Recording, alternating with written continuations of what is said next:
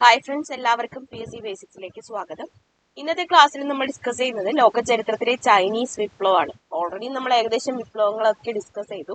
ഇനിയുള്ളത് ചൈനീസ് വിപ്ലവം, ഒന്നാം ലോക മഹായുദ്ധം, രണ്ടാം ലോക മഹായുദ്ധമാണ്. ഓക്കെ, അപ്പൊ ഇന്നത്തെ ക്ലാസ്സിൽ നമുക്ക് ചൈനീസ് വിപ്ലവത്തെ കുറിച്ച് നോക്കാം. അതായത് ചൈനയില് വിദേശാധിപത്യത്തിനും രാജവാഴ്ചയ്ക്കും അന്ത്യം കുറിച്ച് റിപ്പബ്ലിക്കൻ ഭരണത്തിന് തുടക്കം കുറിച്ച വിപ്ലവമാണ് ചൈനീസ് വിപ്ലവം. അപ്പൊ ചൈനീസ് വിപ്ലവം എന്നാൽ എന്തെന്ന് ചോദിക്കത്തില്ല, എങ്കിലും നമുക്ക് മനസ്സിലാക്കാം ചൈനയിലെ വിദേശാധിപത്യത്തിനും അതുപോലെ രാജവാഴ്ചയ്ക്കും അന്ത്യം കുറിച്ച് റിപ്പബ്ലിക്കൻ ഭരണത്തിന് തുടക്കം കുറിച്ച വിപ്ലവമാണ് ഏത്? ചൈനീസ് വിപ്ലവം. ചൈന ഭരിച്ചിരുന്നത് മഞ്ചു രാജവംശമാണ്. പരീക്ഷയ്ക്ക് ചോദിച്ചിട്ടുണ്ട്, ചൈന ഭരിച്ചിരുന്നത് ഏതാണ്? മഞ്ചു രാജവംശമാണ്. ഈ മഞ്ചു രാജവംശം വിദേശ ഇടപെടലിനും ആധിപത്യത്തിനും അനുകൂലമായ നിലപാടാണ് സ്വീകരിച്ചത്. അതുപോലെ പട്ട്, തേയില, മൺപാത്രങ്ങൾ തുടങ്ങിയവ ചൈന യൂറോപ്പിലേക്ക് കയറ്റുമതി ചെയ്തു. എന്നാൽ ഇംഗ്ലീഷ് വ്യാപാരികൾ ചൈനയിലേക്ക് ലഹരി പദാർത്ഥമായ കറുപ്പ് വൻതോതിൽ ഇറക്കുമതി ചെയ്തു. ഇത് ചൈനയുടെ വ്യാപാരത്തെയും ഇതിന്റെ ഉപയോഗം ചൈനീസ് ജനതയുടെ മാനസിക നിലയെയും പ്രതികൂലമായിട്ട് ബാധിച്ചു. ഓക്കെ, ഇതിനെ തുടർന്ന് ചൈനയും ബ്രിട്ടനും തമ്മിൽ നടന്ന യുദ്ധങ്ങളെ കറുപ്പ് യുദ്ധം എന്ന് പറയുന്നു. അപ്പൊ പരീക്ഷയ്ക്ക് ചോദിക്കും, കറുപ്പ് യുദ്ധങ്ങൾ നടന്നത് ആരൊക്കെ തമ്മിലാണ്? അപ്പൊ ചൈനയും ബ്രിട്ടനും തമ്മിൽ നടന്ന യുദ്ധങ്ങളാണ് കറുപ്പ് യുദ്ധങ്ങള്. 1839 മുതൽ 1842 കാലഘട്ടത്തില് ഒന്നാം കറുപ്പ് യുദ്ധവും 1856-60 കാലഘട്ടത്തിൽ രണ്ടാം കറുപ്പ് യുദ്ധവും നടന്നു. 19-ാം നൂറ്റാണ്ടിന്റെ അവസാന ഘട്ടത്തില് ചൈനയിൽ നിരവധി യൂറോപ്യൻ രാജ്യങ്ങൾ വ്യാപാരാനുകൂല്യങ്ങൾ കരസ്ഥമാക്കിയപ്പോൾ അമേരിക്കയ്ക്ക് മാത്രം ഈ ആനുകൂല്യം ലഭിച്ചില്ല. അപ്പൊ സ്വാഭാവികമായിട്ടും അമേരിക്ക എന്തെങ്കിലും ഒരു പണി ഉണ്ടാക്കും. അങ്ങനെ അമേരിക്കയിലെ അന്നത്തെ സ്റ്റേറ്റ് സെക്രട്ടറി ആയിരുന്ന ജോൺ ഹേയ് പ്രഖ്യാപിച്ച നയമാണ് തുറന്ന വാതിൽ നയം. എന്താണ് തുറന്ന വാതിൽ നയം കൊണ്ട് ഉദ്ദേശിക്കുന്നതെന്ന് അറിയാവോ? നമ്മുടെ തുറന്ന വാതിൽ നയം കൊണ്ട് ഉദ്ദേശിക്കുന്നത് അമേരിക്കയ്ക്ക് ചൈനയിൽ ഇടപെടാൻ അവസരമൊരുക്കുക എന്നതായിരുന്നു. ഈ നിയമം അനുസരിച്ച് ചൈനയുടെ കമ്പോളങ്ങളിൽ എല്ലാ രാജ്യങ്ങൾക്കും തുല്യ അവകാശവും അവസരവും ഉണ്ടെന്ന് അമേരിക്ക വാദിച്ചു. അപ്പോ അമേരിക്കയുടേതാണ് തുറന്ന വാതിൽ നയം. എന്തിനു വേണ്ടിയിട്ടാണ്? ചൈനയിലെ കമ്പോളങ്ങളില് അമേരിക്കയ്ക്ക് ഇടപെടാൻ ഒരു അവസരം ഒരുക്കുക. ഇതിനു വേണ്ടിയിട്ട് അന്നത്തെ സ്റ്റേറ്റ് സെക്രട്ടറി ആയിരുന്ന ജോൺ ഹേ പ്രഖ്യാപിച്ച നയമാണ് തുറന്ന വാതിൽ നയം. ഇങ്ങനെ ചൈന വിവിധ രാജ്യങ്ങളുടെ സ്വാധീന മേഖലകളായിട്ട് വിഭജിക്കപ്പെട്ടു. ഇത്തരത്തിലുള്ള ചൂഷണത്തിനെതിരെ ചൈനയിൽ പ്രവർത്തിച്ചിരുന്ന ചില രഹസ്യ സംഘടനകൾ 1900-ല് കലാപം സംഘടിപ്പിച്ചു. എന്നാണ് 1900-ലാണ് കലാപം സൃഷ്ടിച്ചത്. ബോക്സർമാരുടെ മുഷ്ടിയായിരുന്നു അവരുടെ മുദ്ര. ഇത് ബോക്സർ കലാപം എന്നറിയപ്പെട്ടു. അപ്പൊ ബോക്സർ കലാപം എന്തുമായി ബന്ധപ്പെട്ടിരിക്കുന്നു? ചൈനീസ് വിപ്ലവവുമായി ബന്ധപ്പെട്ടിരിക്കുന്നു. ഈ അമേരിക്കയുടെ തുറന്ന വാതിൽ നയം പോലുള്ളതിനെതിരെ ചൈനയെ പ്രവർത്തിച്ച ചില രഹസ്യ സംഘടനകൾ നടത്തിയ കലാപമാണ് 1900 നടത്തിയ കലാപമാണ് ബോക്സർ കലാപം എന്നറിയപ്പെടുന്നത്. ഇവരുടെ മുദ്ര എന്തായിരുന്നു? ബോക്സർമാരുടെ മുഷ്ടിയായിരുന്നു ഇവരുടെ മുദ്ര. ബോക്സർ കലാപം പരാജയപ്പെട്ടുവെങ്കിലും പിൽക്കാല വിപ്ലവങ്ങൾക്ക് ശക്തി പകർന്നു. ബോക്സർ വിപ്ലവത്തിന്റെ ആവേശത്തിലാണ് 1911-ല് ഡോക്ടർ സൺ യാറ്റ് സണ്ണിന്റെ നേതൃത്വത്തില് മഞ്ചു രാജഭരണത്തിനെതിരായി ചൈനയിൽ വിപ്ലവം നടന്നത്. അപ്പോ ബോക്സർ കലാപം പരാജയപ്പെട്ടു, പിൽക്കാല വിപ്ലവങ്ങൾക്ക് ശക്തി പകർന്ന് ബോക്സർ വിപ്ലവത്തിന്റെ ആവേശത്തിലാണ് നമ്മുടെ Sun Yat Sen, doctor Sun Yat Sen. Chinese വിപ്ലവവുമായി ബന്ധപ്പെട്ടിട്ടുള്ള ഏറ്റവും പ്രധാനപ്പെട്ട വാക്കാണ് അല്ലെങ്കിൽ വേർഡാണ് അല്ലെങ്കിൽ നെയിമാണ് എന്ത്?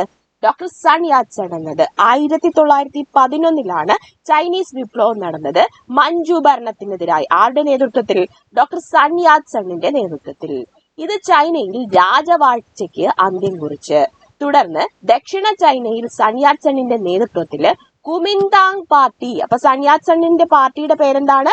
കുമിന്താങ് പാർട്ടി എന്നാണ്, ഒരു റിപ്പബ്ലിക്കൻ ഭരണം സ്ഥാപിച്ചു. അപ്പൊ ഇത് ചൈനയിൽ രാജവാഴ്ചയ്ക്ക് അന്ത്യം കുറിച്ചു. തുടർന്ന് ദക്ഷിണ ചൈനയിൽ സൺ യാറ്റ് സണ്ണിന്റെ നേതൃത്വത്തില് കുമിന്താങ് പാർട്ടി ഒരു റിപ്പബ്ലിക്കൻ ഭരണം സ്ഥാപിച്ചു. സൺ യാറ്റ് സൺ ദേശീയത, ജനാധിപത്യം, സോഷ്യലിസം എന്നീ 3 ആശയങ്ങൾക്ക് പ്രാധാന്യം നൽകി. അപ്പോ സൺ യാറ്റ് സൺ ഏത് 3 ആശയങ്ങൾക്കാണ് പ്രാധാന്യം നൽകിയത്? ദേശീയതയ്ക്ക്, ജനാധിപത്യത്തിന്, പിന്നെ സോഷ്യലിസം എന്നിവയ്ക്കാണ് ആധിപത്യം നൽകിയത്.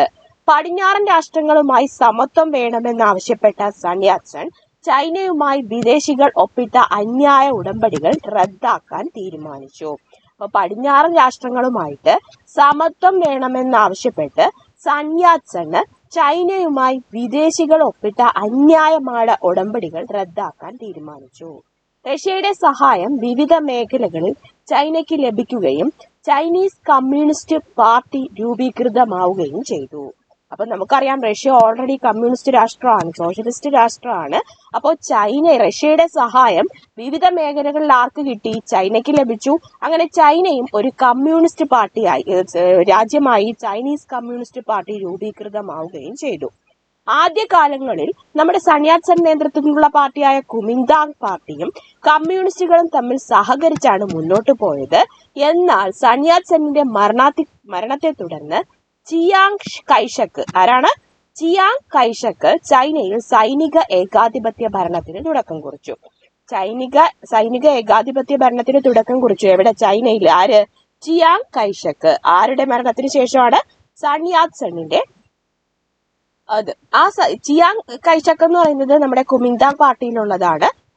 കമ്മ്യൂണിസ്റ്റുകളുമായിട്ടുള്ള സഹകരണം ഉപേക്ഷിച്ചിട്ട് ചിയാങ് കൈഷക്ക് അമേരിക്ക അടക്കമുള്ള വിദേശ ശക്തികൾക്ക് ചൈനയിൽ യഥേഷ്ടം ഇടപെടാൻ അവസരമൊരുക്കി. ചൈനയുടെ കൽക്കരി, ഇരുമ്പു വ്യവസായങ്ങൾ, ബാങ്കിംഗ്, വിദേശ വ്യാപാരം തുടങ്ങിയ മേഖലകളെല്ലാം നിയന്ത്രിച്ചിരുന്നത് ആരായിരുന്നു? വിദേശ രാജ്യങ്ങളായിരുന്നു. ചിയാങ് കൈഷക്കിന്റെ നയങ്ങളെ കമ്മ്യൂണിസ്റ്റുകൾ എതിർത്തതിനെ തുടർന്ന് അവരെ ക്രൂരമായിട്ട് നേർവിട്ടു. ഈ സമയം ചൈനീസ് കമ്മ്യൂണിസ്റ്റ് പാർട്ടിയുടെ നേതാവായിരുന്നത് ആരാണ്? മാവോ സേ തുങ് ആണ്. അപ്പൊ ചിയാങ് കൈഷക്കിനെ നേരിട്ട ചൈനീസ് കമ്മ്യൂണിസ്റ്റ് പാർട്ടിയുടെ നേതാവ് ആരാണ്? മാവോ സേ തുങ് ആണ്. അപ്പൊ പരീക്ഷയ്ക്ക് ചോദിക്കും, കുമിന്താങ് പാർട്ടിയുടെ നേതാവ് doctor Sun Yat Sen. Doctor Sun Yat സെന്നിന് ശേഷം വന്നത് ആരാണ്? ചിയാങ് കൈഷക്കാണ്. കമ്മ്യൂണിസ്റ്റുകാരെ എതിർത്തു. ചൈനീസ് കമ്മ്യൂണിസ്റ്റ് പാർട്ടിയുടെ നേതാവായിരുന്നത് മാവോ സേ തുങ് ആണ്. കർഷകരാണ് ചൈനയിലെ മുഖ്യ വിപ്ലവ ശക്തി. ആരാണ്? കർഷകരാണ് ചൈനയിലെ മുഖ്യ വിപ്ലവ ശക്തി എന്ന് വിശ്വസിച്ച മാവോ സേ തുങ് അവരെ സംഘടിപ്പിച്ച് കുമിന്താങ് ദുർഭരണത്തിനെതിരെ പോരാട്ടം നടത്തി. ഇതിനായി അദ്ദേഹം രൂപീകരിച്ച സൈന്യമാണ് ചുവപ്പുസേന. അപ്പൊ ചുവപ്പുസേന ചൈനയിൽ ആരംഭിച്ച സൈന്യമാണ്. ചുവപ്പുസേന എന്തുമായി ബന്ധപ്പെട്ടിരിക്കുന്നു? ചൈനയുമായി ബന്ധപ്പെട്ടിരിക്കുന്നു. മാവോ സേ തുങ്ങിന്റെ നേതൃത്വത്തില് കുമിന്താങ് ദുർഭരണത്തിനെതിരെ പോരാട്ടം നടത്താൻ ആരംഭിച്ച സൈന്യമാണ് ചുവപ്പുസേന. 1934 കമ്മ്യൂണിസ്റ്റുകൾ മാവോയുടെ നേതൃത്വത്തിൽ തെക്കൻ ചൈനയിലെ കിയാങ്സിയിൽ നിന്നൊരു യാത്ര ആരംഭിച്ചു. യാത്രയിലുടനീളം ധാരാളം കൃഷിഭൂമിയും അനേകം ഗ്രാമങ്ങളും പ്രഭുക്കന്മാരിൽ നിന്നും പിടിച്ചെടുത്ത് കർഷകർക്ക് നൽകി. ആരുടെ നേതൃത്വത്തിലാണ്? മാവോ സേ തുങ്ങിന്റെ നേതൃത്വത്തില് 1934 കമ്മ്യൂണിസ്റ്റുകൾ തെക്കൻ ചൈനയിൽ നിന്നൊരു യാത്ര തുടങ്ങി. അവിടെ യാത്രയിൽ ധാരാളം കൃഷിഭൂമിയും ഗ്രാമങ്ങളും പ്രഭുക്കന്മാരുടെ കയ്യിൽ നിന്ന് പിടിച്ചെടുത്ത് കർഷകർക്ക് കൊടുത്തു. ഏകദേശം 12,000 കിലോമീറ്റർ സഞ്ചരിച്ച യാത്ര ലോങ് മാർച്ച് എന്നാണ് അറിയപ്പെടുന്നത്. എന്നാൽ 1937 ജപ്പാൻ ചൈനയെ ആക്രമിച്ചപ്പോൾ കമ്മ്യൂണിസ്റ്റുകാരും കുമിന്താങ്ങും ഭിന്നത മറന്ന് പൊതു ശത്രുവിനെതിരെ, അതായത് ജപ്പാനെതിരെ 1937 പൊരുതി. 1945 ജപ്പാൻ പരാജയപ്പെട്ടതോടെ, അതായത് ഏകദേശം 7-8 വർഷക്കാലം ജപ്പാൻ എവിടെ പോരാടി? ചൈനയിൽ പോരാടി. അപ്പൊ ചൈന ഐക്യമായിട്ട് കമ്മ്യൂണിസ്റ്റുകാരും കുമിന്താങ്ങാരും കൂടി ചേർന്നിട്ട് ജപ്പാനെതിരെ ആക്രമണങ്ങൾ ഒരുക്കി. 1945 ജപ്പാൻ പരാജയപ്പെട്ടു. ഇത് പരാജയപ്പെട്ടതോടു കൂടി എന്ത് ചെയ്തു? അകത്തുള്ള കമ്മ്യൂണിസ്റ്റുകാരും കുമിന്താങ്ങളും തമ്മിലുള്ള ആഭ്യന്തര യുദ്ധം വീണ്ടും ആരംഭിച്ചു. കമ്മ്യൂണിസ്റ്റുകാർക്കെതിരെ ആളും പണവും ആയുധങ്ങളും നൽകി കുമിന്താങ്ങൾ വീണ്ടും ആരെ സഹായിച്ചു? അമേരിക്ക സഹായിച്ചു. എന്നാൽ ചുവപ്പു സേനയുടെ നേതൃത്വത്തിലുള്ള ജനകീയ സൈന്യം ഗറില്ല യുദ്ധതന്ത്രങ്ങളിലൂടെ കുമിന്താങ്ങൾക്കെതിരെ ആഞ്ഞടിച്ചു.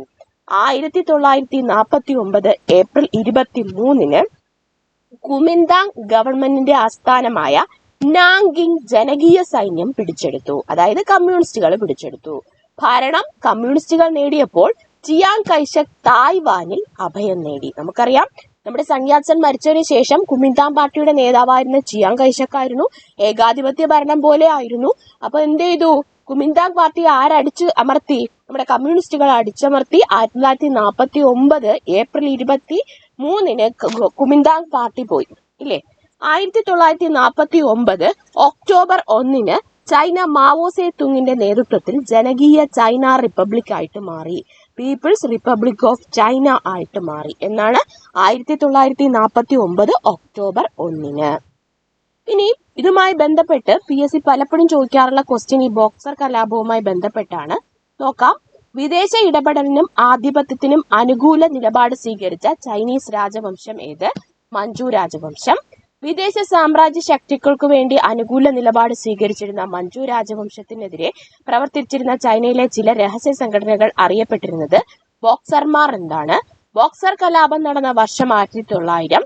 1900-ലെ കലാപം ബോക്സർ കലാപം എന്നറിയപ്പെടാൻ കാരണം മുദ്രയായി ബോക്സർമാരുടെ മുഷ്ടി സ്വീകരിച്ചത് കൊണ്ടാണ്. ബോക്സർ കലാപം നടന്ന രാജ്യം ചൈനയാണ്. ബോക്സർ കലാപത്തിന്റെ മുദ്ര ബോക്സർമാരുടെ മുഷ്ടിയാണ്. പിന്നെ സൺയാറ്റ്സൺ, മാവോ സേ തുങ്, ചുവപ്പ് സേന, ഇതൊന്നും പെട്ടെന്ന് മറക്കരുത്. ഓക്കെ, അപ്പൊ എല്ലാവർക്കും all the best and thank you. പുതിയ ക്ലാസ്സുമായിട്ട് നമുക്ക് ഇനിയും കാണാം. ചാനൽ സബ്സ്ക്രൈബ് ചെയ്യുക, കമന്റുകൾ രേഖപ്പെടുത്തുക.